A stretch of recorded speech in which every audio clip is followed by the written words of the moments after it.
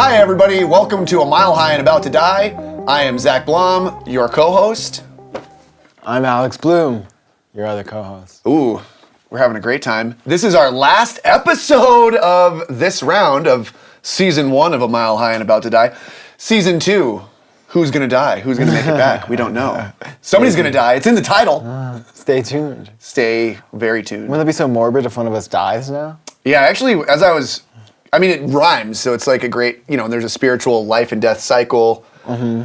But, yeah, hopefully that doesn't happen until we do a lot more living and work and great lives and lots of awesome stuff. But I'm ready whenever, big guy. Is that morbid? That's not morbid.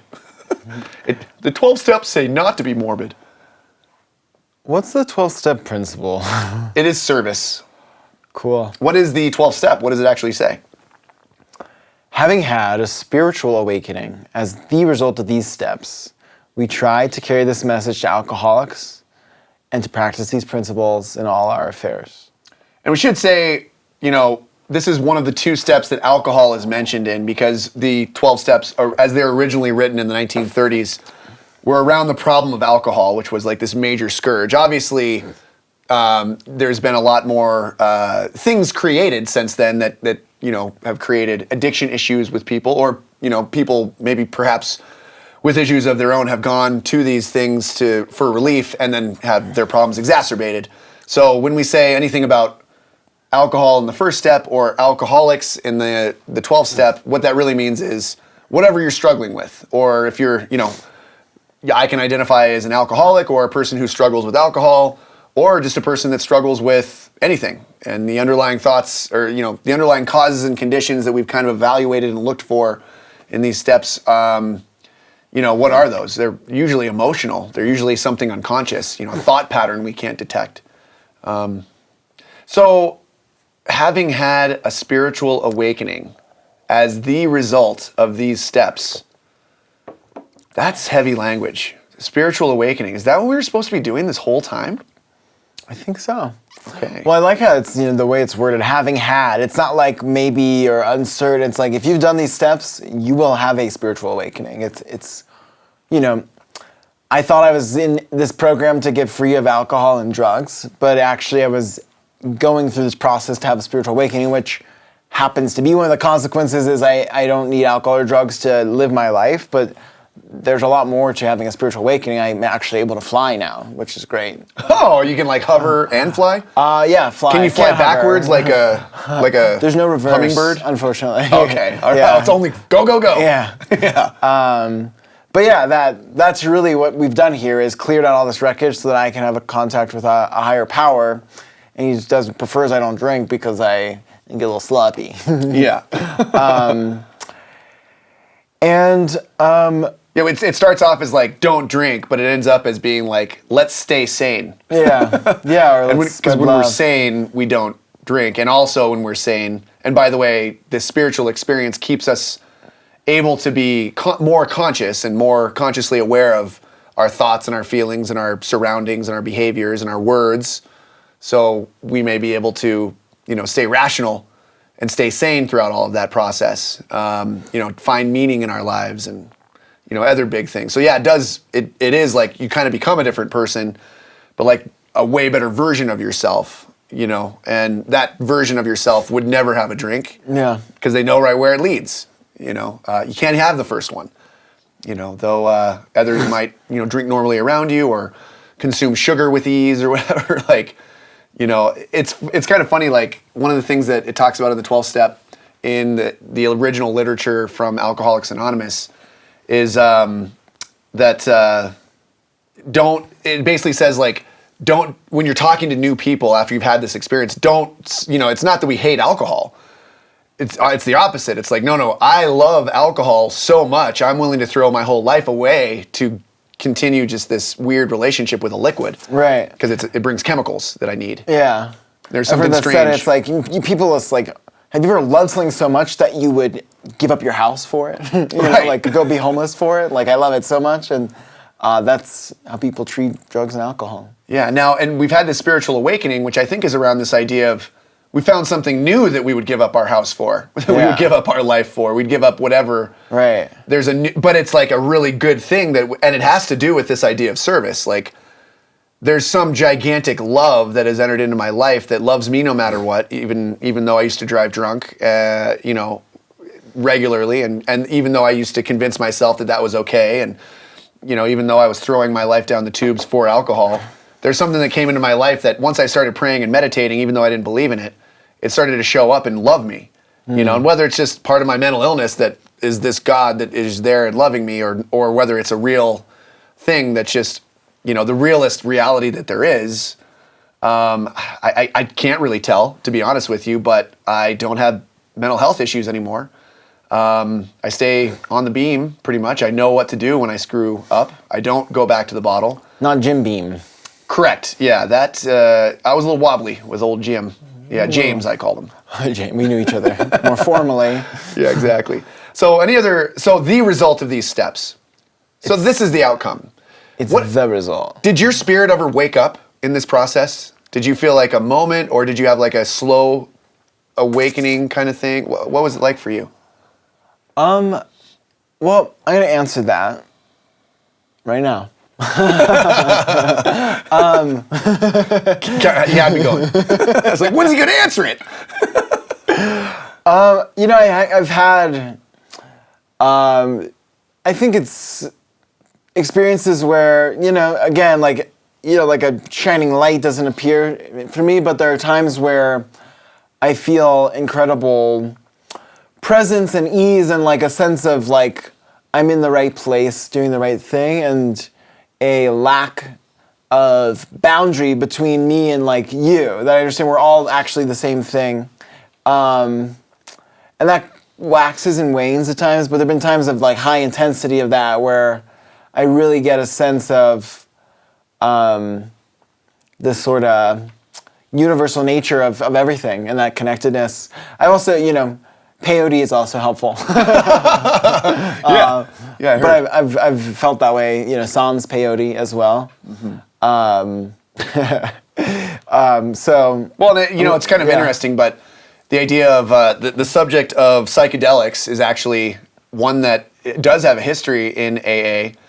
One of the co-founders experimented with LSD when LSD was a thing, when Timothy Leary was pushing it in the 60s, and even they say that the belladonna treatment that is mentioned in the big book is belladonna apparently is a precursor to LSD. Oh, really? And you could have an experience you would go on a trip of some like a spiritual vision, and that's what the co-founder of AA actually, that's how he got sober.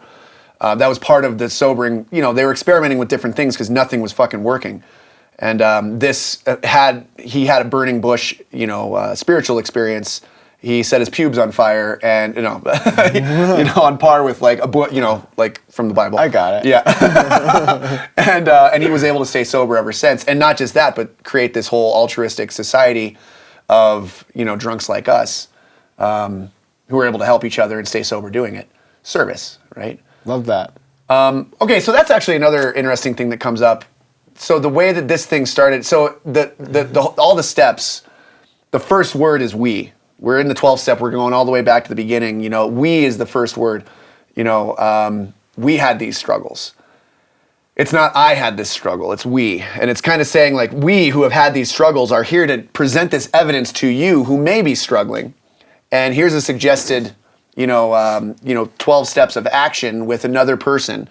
So it's not a one-person thing, it's a two-person thing. And the idea is that, when I'm dealing with you, I can look at your problems and be rational viewing your problems because I don't have the emotional connection to it. And I can view it with empathy. Sympathy, be the other way.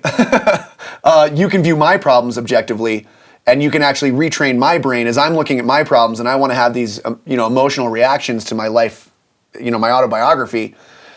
You're, as I'm going through it and saying, how angry I was or how resentful or how fearful or selfish I was being, you can actually be like, wow, that's incredible. Like, because it is incredible to witness somebody being like, I was so selfish here. I mean, it sets you on fire to hear that stuff. And so you go through this process together, And this spiritual experience is kind of the result. You step out of the person that you were and become something new based on the spirit of you, the essence of you, the best of you. And that's kind of how this whole thing started, is these two guys, were trying to stay sober. And this guy, Bill W. is the guy that wrote the 12 steps originally. And he kind of said, I was about to go drink. And I called this doctor that I'd been going to see these drunks at where I sobered up back in New York. Called this doctor at Towns Hospital in New York, and this doctor was like, "Look, Bill, you need a drunk. Go hook up with a drunk. These guys didn't stay sober that you were trying to help, but you stayed sober because you were trying to help them. You were showing up, trying to tell them about this spiritual experience that you had." He's like, "But skip all the spiritual shit. Talk drunk to him. Just talk to him about how it was drinking. Get him laughing." And that's what Bill did when he was out in Ohio, and he called the local church, I think, and somebody answered finally. He was going down the directory of churches across from a bar in the hotel lobby, and finally got a hold of somebody, and he got set up to go talk the next night with the local town drunk who was a doctor. And and the doctor was like, he had tried everything. He'd tried religion. He had tried. He's a doctor, and he was a good doctor, but he had gone through hell. It was a nightmare. Is kind of how it was written in his story. And when they sat down, this doctor was like, "Look, I've tried everything. You can just skip it. I'm going to give you 15 minutes, and then let's just part ways." And that's Dr. Bob saying that to Bill. And Bill said, "Oh, no, you got me all wrong. I'm here because I'm thirsty, and I needed a man who understands what it's like to be fucking thirsty." Whew. And that's what this whole thing is. And they talked for like 7 hours or something, like into the night. So that's where the 12 steps came out of, is these different ideas were floating out there, and all of a sudden, one person who struggles talking to another person who struggles was the thing that they were missing. So it wasn't church talk, and it wasn't, you got to do this. It was like, when we talk together, something special happens, and we connect, and we get on this. We're able to stay sober one day at a time. And then to get the long-term stuff, we do these spiritual practices, because what we've discovered is approaching the problem of mental, illness at the level of spirit. When I'm approaching it at the level of, who do you really want to be? Who really are you inside, locked away underneath this addiction?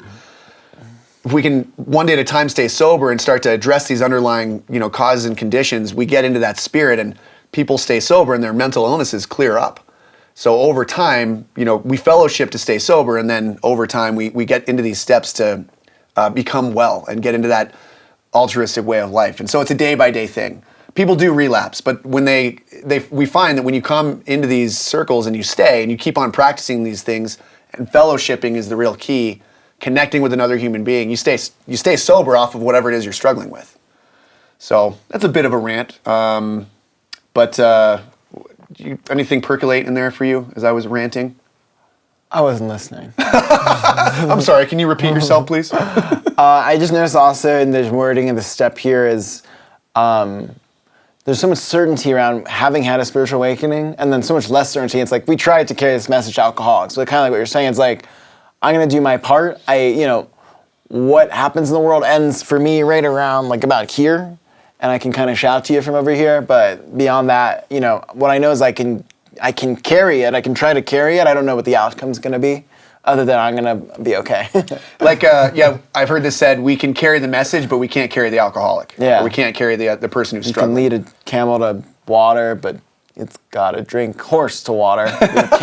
But you can't make it drink. Yeah. You calling my wife a horse? And you can't change how it thinks. Uh-huh. Yeah. Okay. Can the horse even change how it thinks? I don't know. Maybe if it voluntarily shows up to try and change its thinking, maybe it can change. So Alex, we're at step 12. Yeah. What is your recap? If you were to put all of the 12 steps, we've really talked through all this stuff. We've been painstaking at this stage of our development. What have you come back with? What's your recap of steps 1 through 12? Maybe even in order, however you want to say it. It strikes me that the word recap spelled backwards is pacer. What a mind this guy has.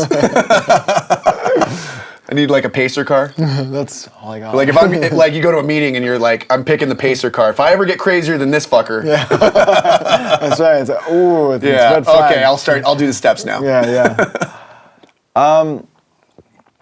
So, I guess a few thoughts. One is,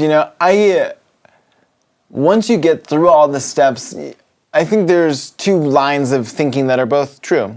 One is like I've heard tell that the steps are in a certain order for a reason, right? Like if I'm sick and lost and have all this wreckage, I'm not in a great place to start helping others. But at the same time, once I'm through them all, it's almost like I've learned 12 new tools in a way. And so I kind of can sort of refine or improve my ability to wield them appropriately going forward by practicing them. And sometimes I need to pray and connect to a higher power and ask for help. Sometimes I need to apologize or, make an amends for some kind of thing I've done. Sometimes I need to make a list and inventory. And I kind of think they're sort of a little bit more out. You don't have to hold them sequentially as so much after you've progressed through them. I now have them in my possession. That being said, I think, my recap, I guess, is, to me, I think I've said this throughout the episodes here, but, it's really a path of getting closer to God, not through adding anything, but through clearing out what's in the way for me. And so that starts really basically at just saying, okay, well, I don't even know at the beginning I'm not in contact with God. I just know, I'm fucked, right? And, I don't know how to unfuck myself, but I know that I can at least accept that, my strategy hasn't worked very well, and to the point where I need help, right? And it's that first little crack, okay, it's not going well. I'm going to open the door, show me, just like you're saying with Bill and Bob. It's all right, 15 minutes, what do you got? As that little prying open is kind of the desperation and hopelessness, and a little light comes through, and then it's, once that light opens up, it's okay, I can agree that I see light, I don't know what it is, but it's not this, and I'll, again, I'm in darkness, I'm in a bad place, that seems preferable.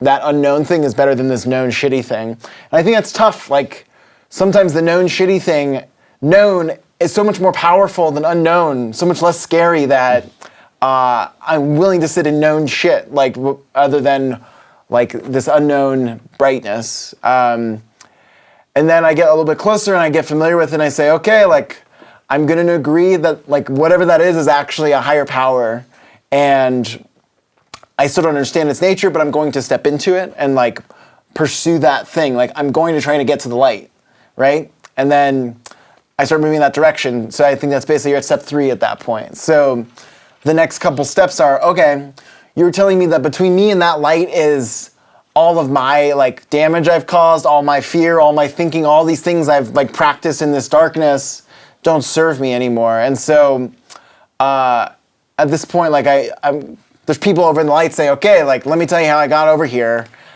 There's all this shit in the way for you. You don't even realize. Here's how you get it out of your way, or realize what it is and clean it up. And so, the next couple steps are cleaning that up internally and getting some semblance of order, direction. Okay, here's my patterns. Here's things that have kept me from that light over time, and it's getting brighter for me. And then it says, okay, well, now I have clarity around what the light looks like or how I can live in it.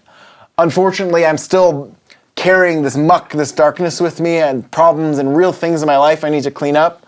I'm going to clean them up. And at that point, it's exciting, right? It's getting brighter. I believe in it. I'm getting a greater sense of what it's like. And then it's okay, if you're seeing the face of God or something, it's not that hard to be all right, sorry, I was a dick, right? What's the exchange is a really great trade. And then at that point, you're in it. And I think the steps 10 through 12 are saying, how do I hold on to this thing? Because in the same way, I can go the whole reverse process and look at the darkness and the ease and comfort and the lack of work that is required to be back in that place. And because I've spent a lot of time in it, really easy for me I know the route in. That door is a lot more open for me, and I have a lot less experience in this other room. And so how do I stay in this room? How do I grow it? How do I make it a new home for myself and live into that life? And so to me, that's the deal. Wow. This is really beautiful. Thanks. That's really profound. I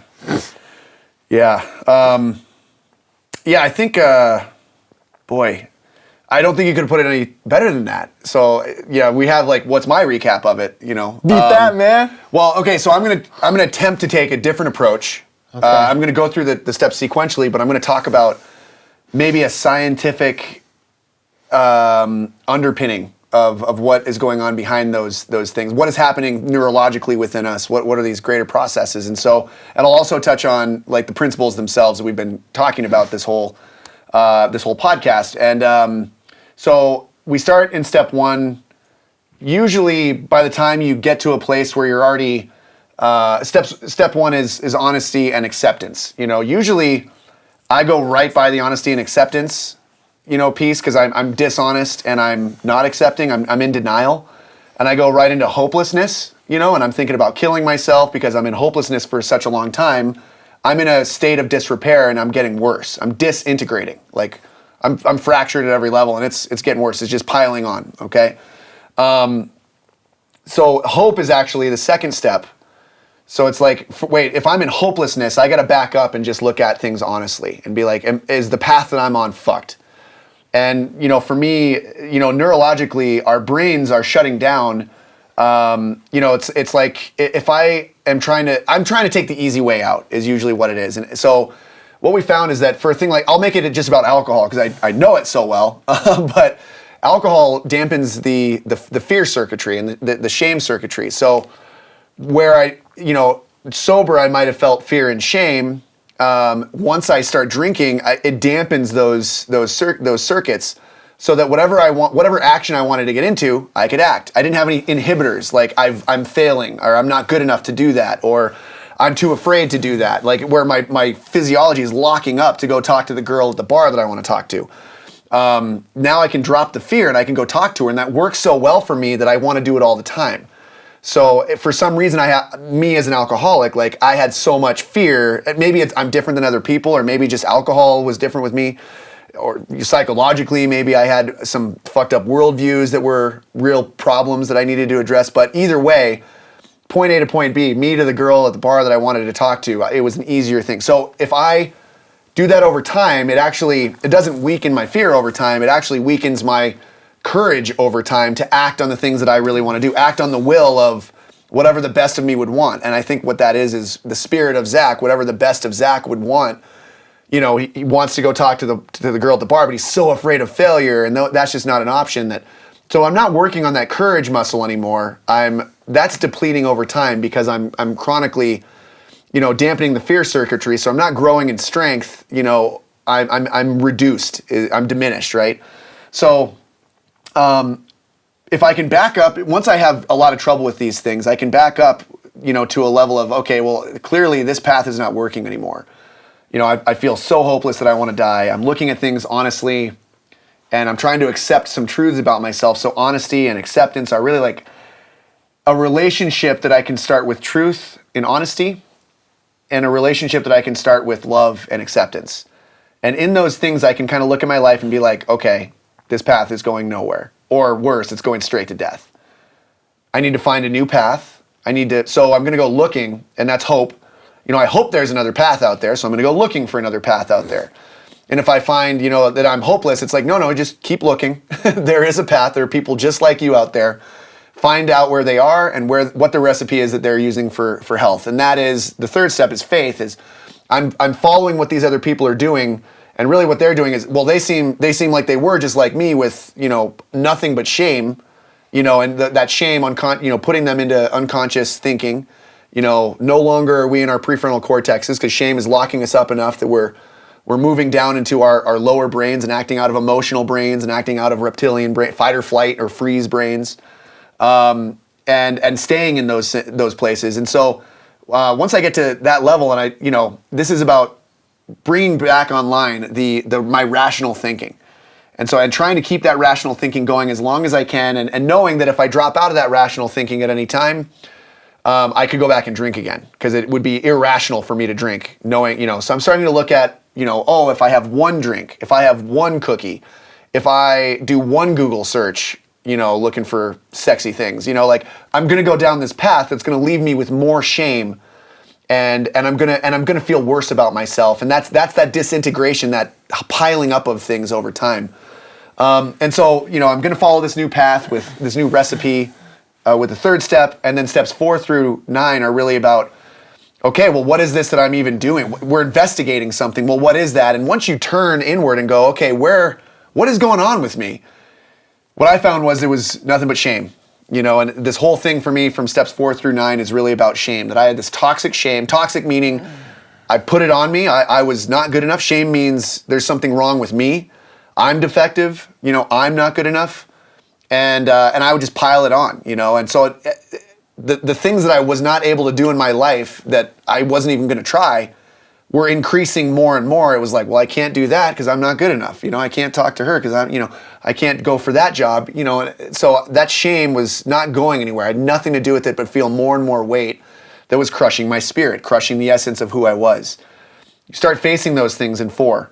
You have the courage to actually turn and face those things.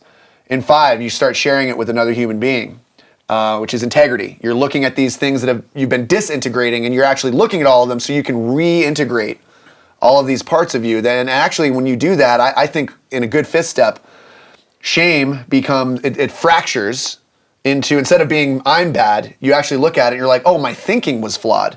My emotional programming was fucked up. And from that point, it's no longer on me. You realize, oh, I was suffering heavily under these flawed, perspectives and thoughts and emotions, and I don't have to do that anymore.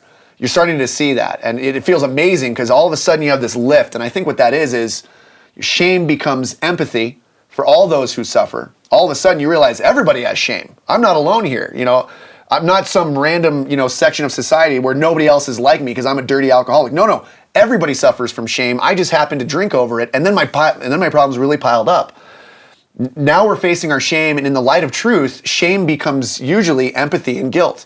Empathy to be able to connect with others who suffer, and guilt over some of the harms that I caused other people in my insane thinking and feeling.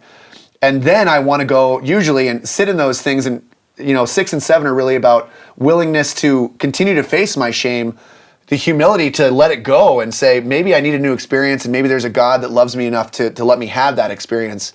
And 8 and 9 with family love and justice is really about, I'm being an agent of love, and I'm getting into going back to those people that I did harm, and now releasing finally the weight of the remaining shame that has turned into guilt.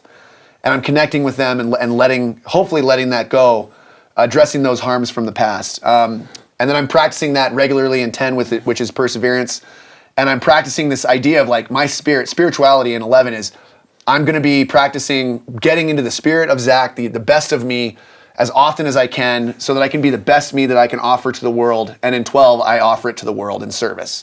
Grab another person and give away what was so freely given to me. That's my synopsis from maybe, so hopefully that was a good little yin and yang. Yeah. But so now that we've kind of recapped, what service has been done for you? First of all, before we talk about us serving others or whatever, what has the concept of service done for Alex? What service has been done for you? I got it. Can I keep asking? Well, so I guess there's, I think 2 forms. Over the 10 years I've been coming to AA, I think especially early on, and even still, there are people just been nice to me when I probably wasn't that easy to be nice to, where either I was just quiet and shy or weird or sort of judgmental. I've heard it said in the meetings you love me before I could even love myself, sort of. And so I think there's countless people just after meetings, especially when you're new, people come and talk to you and stuff and give you their number. It's wild. It's so uncomfortable in entering into the program because everyone's like, here, take my number, and you're like, I don't know you. What do you mean? And call me. And they're like, I can't call you. I don't know you. And that cultural behavior within AA is really unique. And I think sort of definitely a thing that carries over from the early days of this real camaraderie and willingness to help. And so that modeled behavior for me when they were being kind to me, not because I was such a cool, interesting guy. But you are.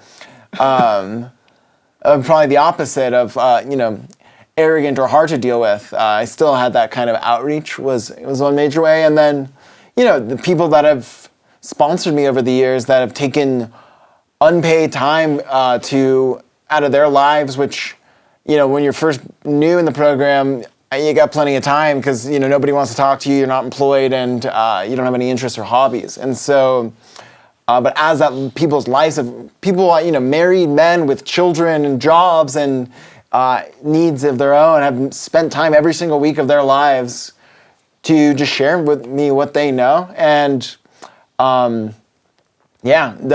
as I get busier in my life and sponsor other people, I really realize that's not like a convenient, easy thing to do. That's really a decision people make because they believe in this program and believe that it's critical for them staying healthy as well.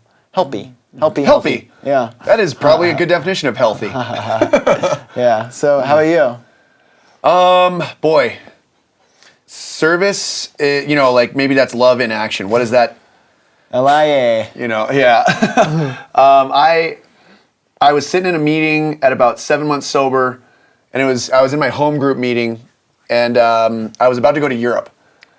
And I was going for 2 weeks, and I had a plan. I talked with my sponsor about, is this a good idea? We had bought the tickets while I was still, drinking. So it's 7 months in, I was like, I had a plan where I was going to go to meetings. I was going to, break off and go to visit an AA friend and just do nothing but go to meetings in Sweden with this friend. And, so I felt like I was ready. You weren't. Right. Well, but I had a plan and I had, cleared it with my sponsor and all these things. So, can you ever be ready? I don't know. And I was going with people that were safe, as ready as you can be, Okay. You were. So, and I was working my steps, obviously, going to meeting, I was doing everything I was supposed to be doing. Right. So, the day before I go, I'm in this meeting, my home group, and there's this dude who happens to be named Zach. Oh. Sometimes, this God that I've come to understand, he knows that I'm a little slow. Yeah, he's like, listen. He thinks he's so smart, so I'm going to make it real simple for him. Right. And this dude, so I had 7 months, and this dude had 9 months. And when somebody has 2 months more than you, when you're still counting months, yeah, you're like, oh my God, this guy fucking knows everything, He's got 2 weeks more than me. He had just relapsed. Ha. And he was sitting, and I happened to be sitting right next to him. He was a guy that I greatly respected, and he had just relapsed, and he was in fucking rough shape. And I remember him I happened to be sitting right next to him. And this very clear voice in my head was like, that could be you. Yeah. And there's nothing but grace that separates me and this guy. Mm-hmm. And it was just one of those things where it was and at that moment it was I had been talking like I deserved all this credit for all this change that I was willing to go through. And I was like, oh yeah, I'm fucking sober, bro. And I'm doing all this stuff. I'm going to these meetings. I'm doing all the work. I'm doing the step work. I got this sponsor. And all of a sudden it was you don't got this, It was this dude right here just relapsed, and that is the greatest gift that you could possibly have, because that may scare you. And he came back. He came back today. You know how much fucking shame you might have walking back in the door?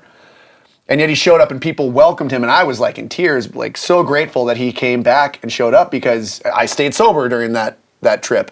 And there were some crazy experiences during that trip, but it was so anyway, that's the kind of service that I'm talking about. These people that just show up, and it's why the fuck are you showing up? Mm-hmm. But to me, it's what is love doing for us? God is love, and you got to play with these words if you're not good with the word that they're trying to use, And for me, it was what does love look like in my life today? Where is it showing up, and what does it do? And it's it's always serving me. And and at that point, I'm pretty sure I'm a huge piece of shit. It's still showing up and being you're beautiful. Mm-hmm. You have these, just develop this relationship with yourself. You could be this beautiful thing. You're getting more, you're going in this direction of good things. And so once I got, and that was a huge moment where I felt uplift. And so you get hooked on these little moments of I was so wrong. I'm here taking credit. And since then, I still try to take credit, and I just cannot come up with it. It is a lot of good stuff going on around me, and the best thing that I can do is turn towards it and be willing to participate with it. Whatever that is. You can call it God, or love, or or service, as it may be. Love it. Also this idea of deserves, this idea of like, so deserves to me has to do with this word justice. What do you deserve? That would be justice, and I think me as a human, I'm very bad at knowing what I deserve. I'm also very bad at meting out justice to other people. Like, oh, well, he deserves, 17 Bentleys and $20 million, like I would give that to everybody. But That's a lot of Bentleys. If you would have given me that 5 years ago, I'd be dead. I'm pretty sure, Right. So, and I don't know what's good for other people, but I think my sense in doing this work now is I have an understanding of like that I can leave that up to this higher power thing. Whatever love would have for me is like, I'm totally okay with accepting whatever love has for me. And on the inside of my experience as a human, I can really enjoy things today.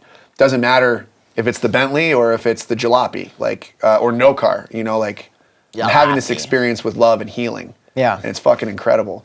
What about you? Has your deserve changed at all? Yeah, I think to me deserving is, what we believe we deserve is, as a relationship, it's like what we think is okay to want or to have, And I lived with a lot of guilt, and either like when I had something or was getting something that I did want, it makes me very anxious because I don't want to lose it. I don't feel like it's, it's like if you like found a gold bar, you'd be like, okay, like belongs to someone else. Like I better really take care of this thing, almost like anxious attachment, I think. Or alternatively, because so much of like what I wanted, I didn't think I was so twisted with all this guilt and shame and stuff that was almost easier to not want or think I should pursue anything, because even like if I fell in love with a girl, man, that comes with jealousy and fear and like anger and like lack of control. And so it's like almost better to not get involved in that at all, because everything is so,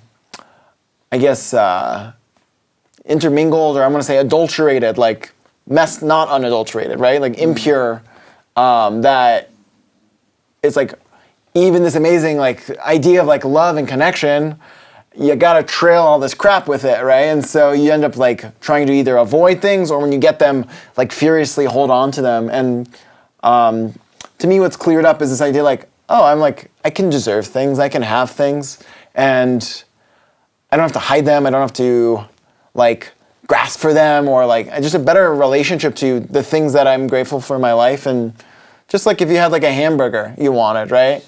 You wouldn't be like, okay, like, no, unsee my burger, like it's just a hamburger, I'm gonna eat it, it's gonna be good. But for much, much bigger, more meaningful things than that. Mm-hmm. Yeah. Love hamburgers. Yeah, I love your hamburgers. Got a couple nice ones back there. Okay. Okay, so, boy, you touched on some good things there. Yeah. I can't remember any of them right now. Okay. Great. So this is one of the three legacies. Service is one of the three legacies. We have unity, service, and recovery. Can we quickly touch on those again? We talked about these earlier in the steps. What are these for you? Well, I think that there are three of them. Yeah, they're on the coins. Yeah. Yeah. Do you remember what unity represents? No. What do you mean what it represents? Well, I guess to me, recovery is about me, right? Like it's the program working in my life individually. Mm-hmm. And then I think of service as working in my life, externally in my life, and unity as being sort of this highest level connection of the program on almost like a spiritual or global basis. Yeah. So there's sort of the manifestation of the spirit in different scopes. Yeah, I think it's a relationship with probably self, others, and the world, and it's like, and we're willing to be open to, being in service of all of those things, like I don't want to be the kind of, like for me to get healthy, I have to be the kind of person that if my doctor prescribes me something, I need to take it, and because it's good for me and it's good for the world that I do that, apparently that's going to be something that helps me in some way to be healthier. Like if you lose a leg to polio, you're not going to be great running in the race for cancer race next Correct. year. Yeah. Unless you can wheelchair. I Yeah. guess. But still. I could totally wheelchair that. You might be better, actually, because that'd be more inspiring. Well, whatever you get, dealt, you just make the best of it, I think is kind of the idea as well. And this idea of like service forward is, I think, getting you into this mindset, emotional space, heart space of generosity and gratitude. So I'm going to give generously because I'm receiving so generously. I've got an infinite supply of goodness coming to me all the time. Yeah.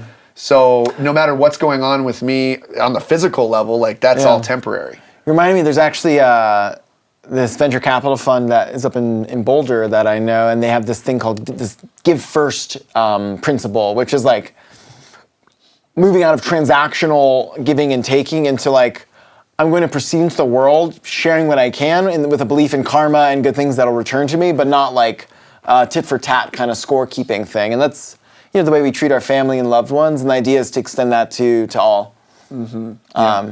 Yeah. Well, and I think when we practice those things, they become more integral in our lives. We get more strength and integrity of, this. I mean, love is not something you can grasp, right? It's an invisible thing, but it becomes very tangible in some ways when you have this good relationship with yourself, from that good relationship with yourself, because you're doing the work and doing the things that are good for you to do, not the things that are not good for you to do.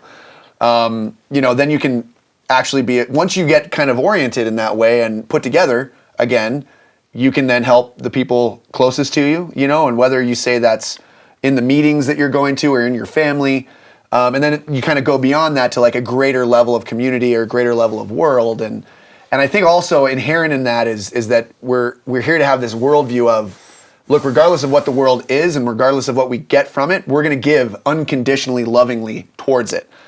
And I think that's like, no matter what I get, I'm always giving the best that I got, handing that out. And when you get into that sense, it's like, that starts to change your worldview, which heals you if you have mental illness.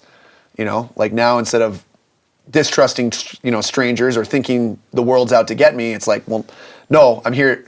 The only thing that I have about the world is I'm supposed to serve it.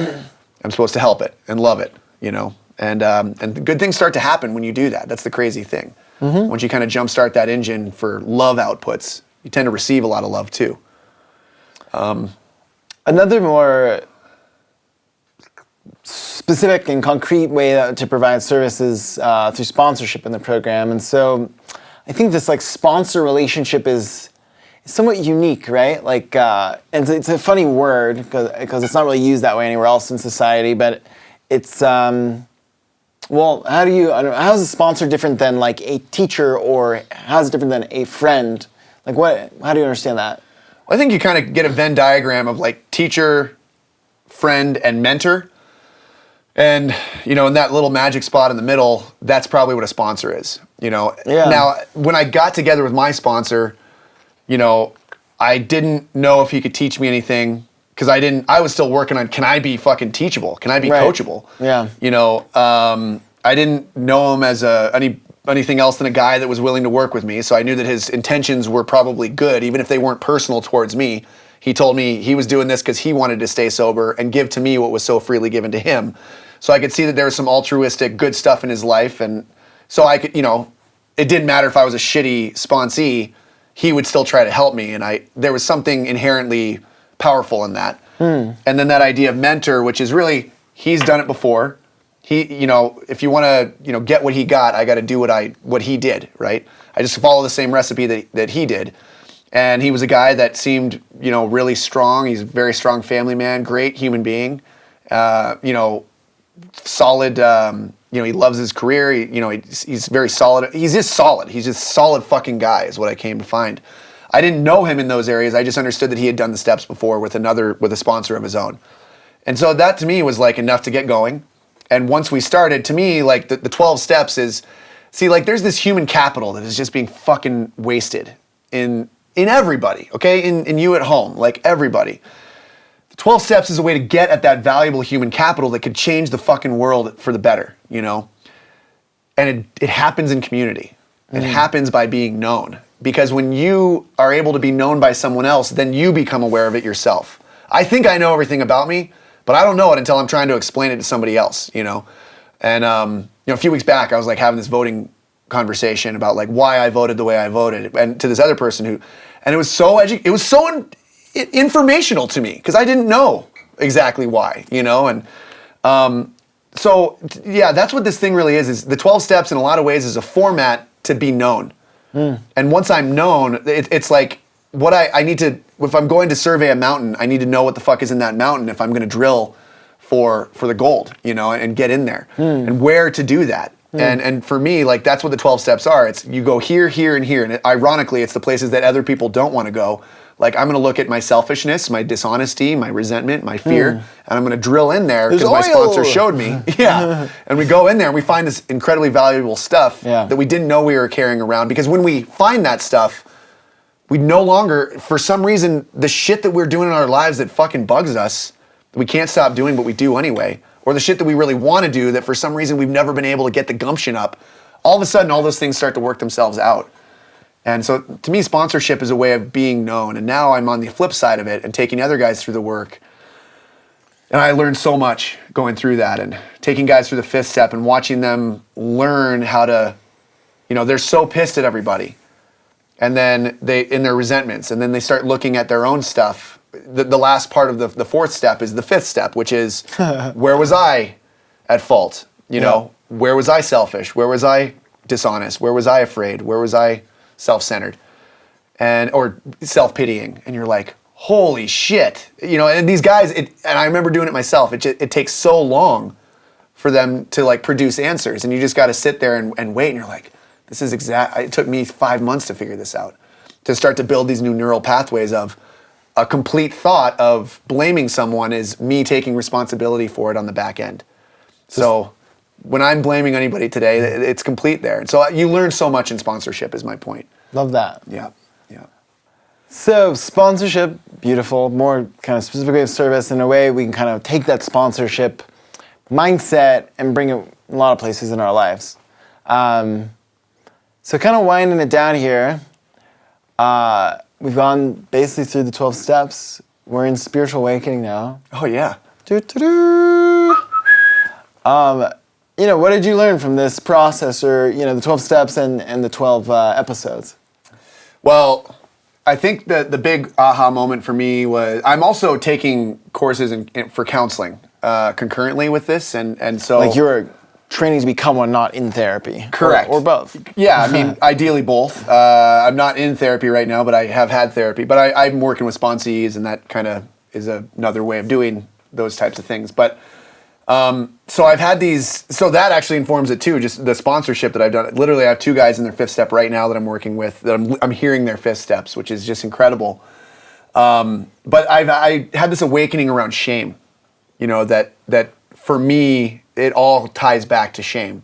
And all the things from my childhood that began this idea, in me of illness, of not good enough, it was all around shame. And so through the process of having to, turn around and, prepare things so that we could, what's the best of all the stuff that I've come to, and then you pray to God that, the best stuff that he would want to get to the audience comes out, and then you just got to leave it there. Like the stuff that I ended up getting exposed to I think bring to this audience was around shame. And I would assume that there are people out there that need to hear those types of things, that there is such a thing as toxic shame, and it will kill you slowly from the inside out, and you don't have to deal with it anymore. But the trick is when you look at it by yourself, you're unable to look at it by yourself because shame is the process of your brain shutting down as well. So you need another person to walk through it with. So for me, it was this cool eye-opening thing of like, because I've had this desire, I think, to be normal again. I'm around so many people that are so wonderful, and there's this stigma, I think, of going through the steps and being a part of this 12-step fellowship that is so amazing when you're there, but I have so much good stuff to share, and I wish I could just share it with everybody. And I think that's a way that I think I can share it with everybody. That I don't want to have walls between me and the world or my friends. I want to be closer with these people in my life and also serve them. And I think that the idea that we found in shame and what we can do with it, I think informed those relationships for me to be able to move forward, more integrated in these relationships with people who aren't alcoholics and addicts. that I've probably felt different then, but I really, it's been a healing for me to know that I'm exactly the same as them, even though some of my actions were extreme. And were there any, I'm going to flip these questions. Were there any things that like disappointed you through this process? Man, I guess, man, What is it? It's hard. Well, say it. Honestly, there were a couple things where, there were a couple things that people said, offline or online. Technically, there were a couple people that kind of got online and got upset about some of the stuff that we were talking about around anonymity, which we talked about in our first episode of being like, yeah, we're breaking our anonymity here, but it's because we're talking about the steps. And we're not talking about, AA as a thing, like whether or not we go there, we're not officially saying one way or another. We go to fellowship meetings, Where did the 12 steps come from? Well, originally they came from the documents written by Alcoholics Anonymous and published there. So it's like, if you're going to get one, you got to go to that, you know what I'm saying? So you get some haters. Well, then there were some people with some long-term sobriety that, anyway, it was disappointing because it's like, you want to reach everybody, you want everybody to like you. And of course, it just shines a light on I've got more work to do. I'm still a people pleaser in some ways, and sure. I've got more healing to do there. Yeah. More work. What about you? What did you learn? What did you learn? But I want to finish you. Oh, finish me off, bro. Were any surprises or things that like golden little gems or something that came out through this process? Honestly, you had a bunch of things. I knew going into it with you that you were gonna. I like being surprised, like that's part of living today is I want surprises. So doing this with you, I think was really, you always had these wonderful insights and you would take it in new directions and you kept it fun and light. And that's where I want it to be, honestly. And, and sometimes I can get heavy. And so you were able to keep it at this light, loving level. And I appreciate it. Well, that was, and it wasn't a surprise, but it was like I had many little moments of surprise, and I think in choosing us to work to, it was like just a cool thing that came together. That and mostly the feedback I've gotten from other people, and I've had a ton of people reach out. Some of them, asking, hey, can you help me with, I'm in a tough spot. A couple it was around alcohol and drugs, but a couple it was just like, I'm at this spot in my life where something incredible I think is starting to happen. And I've had depression and anxiety, and I'm moving into these new spaces, and I just want to talk about that, because cool. I feel like you'd understand. And I do. And that's the conversation I want to have with people. Love that. So, I was surprised at some of the people that reached out. People I haven't heard from 20 years. Strangers, Yeah. It was awesome. And I got to sit down with some people and be surprised by them and how amazing the fucking common person that's walking by you on the street has this amazing story. Their resources that we talked about, walking right by you, people are fucking fascinating. Yeah. If you can just sit down and let them be known to you, Yeah. All right, so what about you? What did you learn along the way here? Nah. Nothing. No, so I think a couple things. One is just like, it's kind of like, what do I want to say? I'm really good at like doing things. Well, I guess the first thing I want to say is, what I learned is like, it's to see how the good inside of us gets wrapped, almost like I imagine this like black, like kind of bile, like twisted around our spines and our thinking and our whole lives. And it can be so intertwined that like it's almost impossible. It's like if you mixed water with orange juice, you couldn't like pull the water out, it's there, it's done. And so it can almost feel like that sometimes. We're so enmeshed in that toxic living, toxic thinking, that it becomes really hard to parse the two out. And I guess, just kind of continue to grow and renew my experience with separating those things. And like, also I think having more comfort that like, I lived a life that was muddled and it doesn't unmuddle. I wish I could flip a switch, but it's not. And so just a little bit more clarity and I think purifying in a way. And then I think also, I guess like disappointments and learning also is like, I know I'm like impatient and like impulsive person, right? And so having to like, especially as my life is busier, I have work, I have a girlfriend, all this stuff, like just making the time and structuring this into my life has been me forced to like face myself and like my wanting to like wiggle out of anything other than what I want to do all the time. And all the benefits that come from that of like, okay, like I've structured this central thing into my life that has shown up in surprising ways and just kept the program and my sort of empowered me like, oh, like I could be someone that has something to say for others to listen to, even if it's one person. Sort of moves me from this sort of almost apprenticeship kind of feeling of, okay, like I'm trying to be okay to like, all right, on the other side, I'm always a beginner, you know, in one part, but also this other side of like, all right, I think I have things to share. And so just kind of my reorientation to my role in the program and how I can be of service is, like, I don't have to be that guy showing up hungover, right? Or like relapse. I can be the guy talking about my experiences for others, you know, a little bit behind me or later start than me or something. What about disappointments? Do you have any disappointments in this process?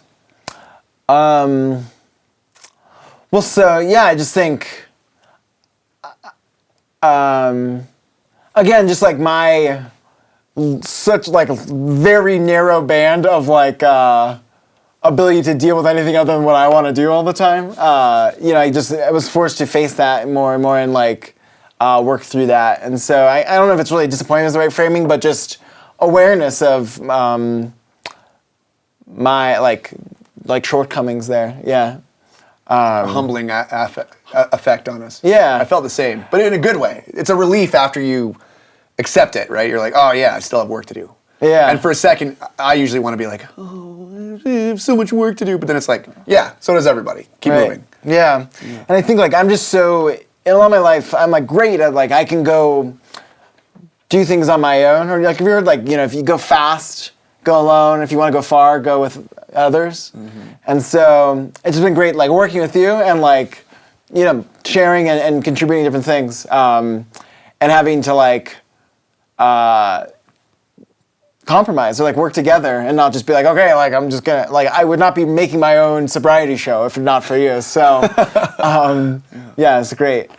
And then I think, yeah, just surprises is just how, you know, keeping this central to my life is such a rewarding thing, and yeah, just glad to be here. Yeah, I like that. There's this story of this I don't know, this old nun from like the 15th century or something, and she ended up leaving the convent because they were too rigid, and she wasn't able to get the real experience with God there.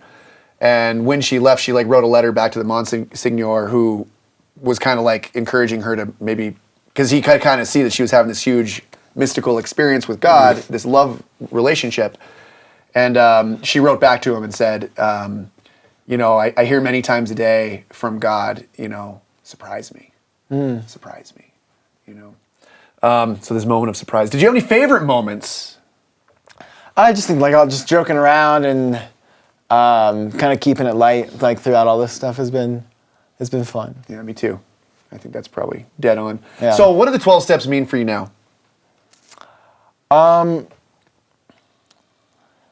Yeah, I guess, you know, the set of like just tools in my life, and again, this kind of like I described this, you know, journey from darkness to light, and the tools to stay in that light and call others towards it, and, you know, knowing I have this at my disposal.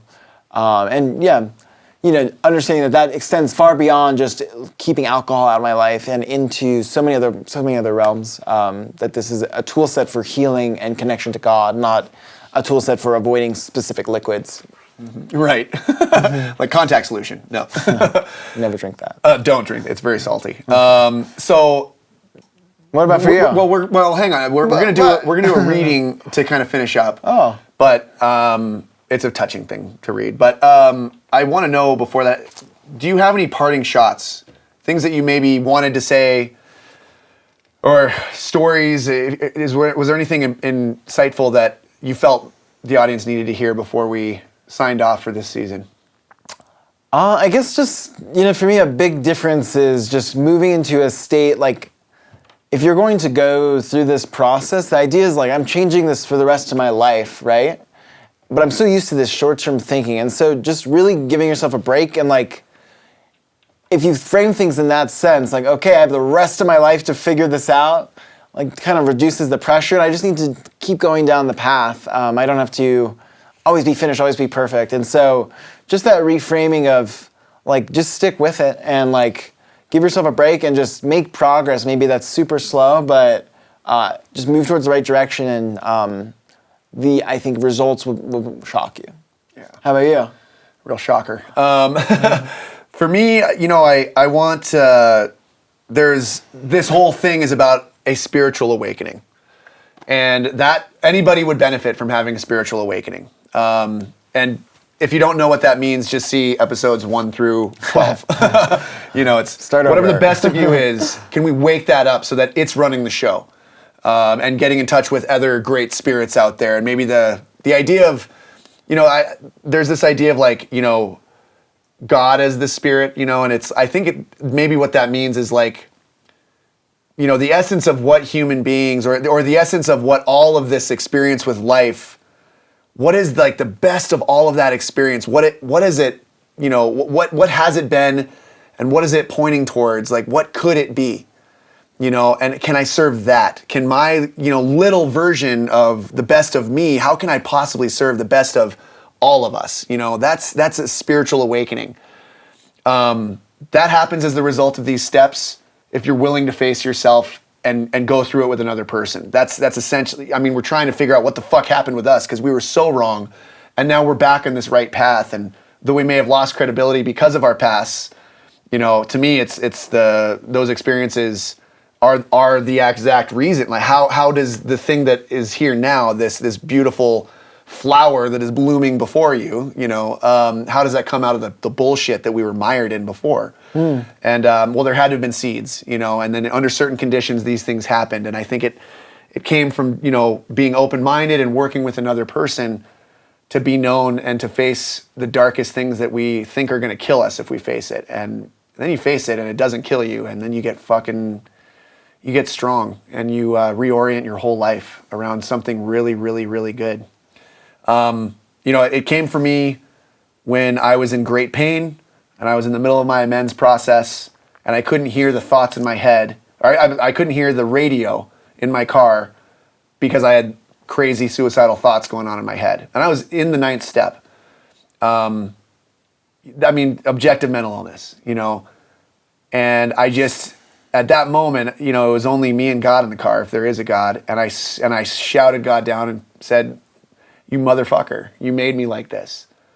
If there is such a thing as you made me like this, and I can't stand being me, and I'm trying to do your bidding. I'm trying to turn this thing around." I was literally on my way to go get a guy to pick him up from a blood bank where he was donating money for alcohol money, or donating blood for alcohol money, and I was doing this whole thing, and I was like, I fucking need you to get inside my head and make this shit stop. And something woke up in me at that moment, and any time that I need it now, it's there. And I had to do a lot of work to get to that point, to get real with whatever that idea of God was with me. I couldn't even talk about God with people until I had to. And now it's, anytime I need it or want it bad enough, it's there. And when it's there, my life goes really fucking good. And so I demand that it be a part of my everyday. I demand that spirit be summoned so that I can try and serve this greater spirit of what we all could be together.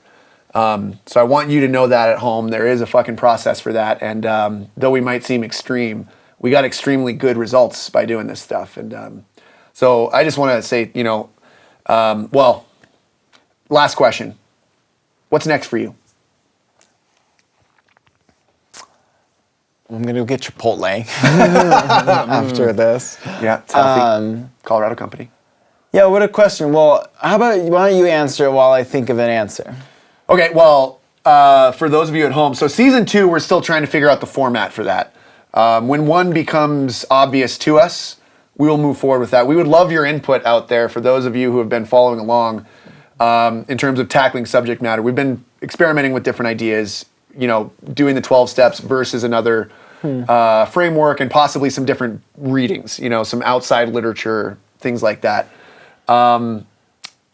Also, in the meantime, while we're figuring out season 2, we're going to be, which would be probably early 2021, I'm guessing.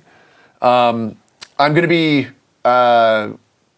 doing a step study with my dad, Buddy, who a lot of people know in this city, who's 37 years sober, and our favorite thing for both of us is the 12 steps. And so obviously you can imagine that as father and a son, I'm 37 years old, he's 37 years sober, and he lives this thing. He sponsors a different person every day of the week. He's, and he's this old loved guy. So I really want to know what his what his take on things are, so that we can leave it for everybody out there, so they can have access to it. Let's make it more accessible. Again, this whole point of this thing to me is, let's make all this stuff that for some reason around this idea of shame is out on the outskirts. No. Let's get it in the middle where it can be accessed, so people may run into it. Love that. Yeah. What about you? I think for me, I think it's really stepping kind of more into this sort of leadership role in a place of security, and kind of rising above my fears and anxiety, and seeing that I have something to really share with others. And that's, in work, I run my company, but really seeing that as a role of sharing and service. In the program, the same, and in all my relationships, just living from that place and extending it further. I don't know if that means concretely beyond that, other than just living from that place increasingly.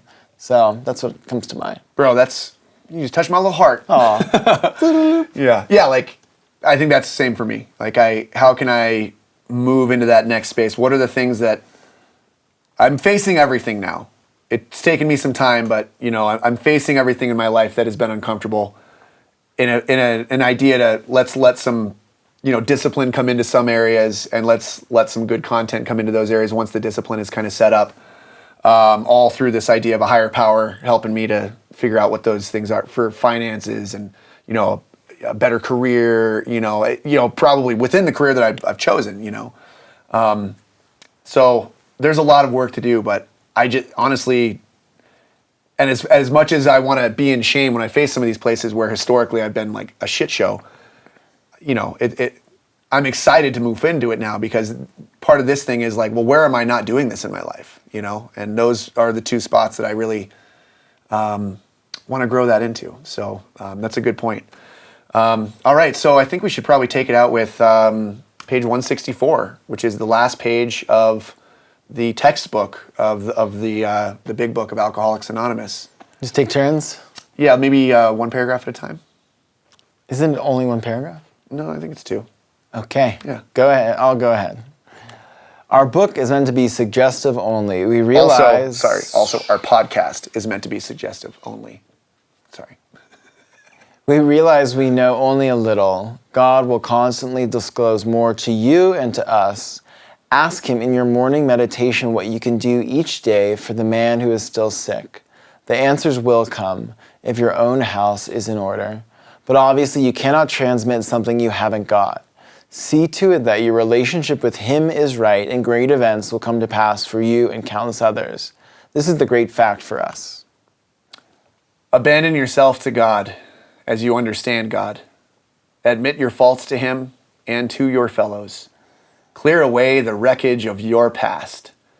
Give freely of what you find, and join us. We shall be with you in the fellowship of the Spirit, and you will surely meet some of us as you trudge the road of happy destiny. May God bless you and keep you until then. All right, that's season 1 of A Mile High and About to Die. Definitely connect with us and let us know what you want us to do for season 2.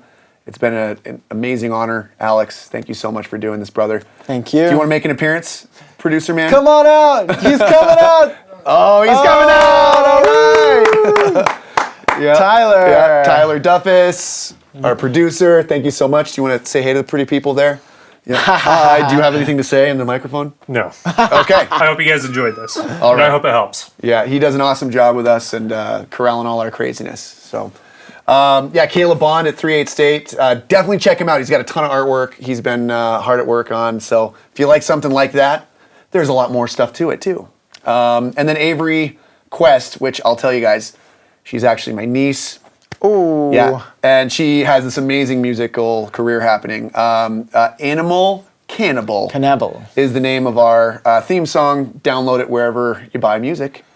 All right. Thanks so much for listening. Yeah, thanks, Mom and Dad. Thanks, family. Thank you, God, for sobriety. Thank you, all of the things, for the fellowship, sponsors, friends, family. We love you guys. We'll see you out there. Peace.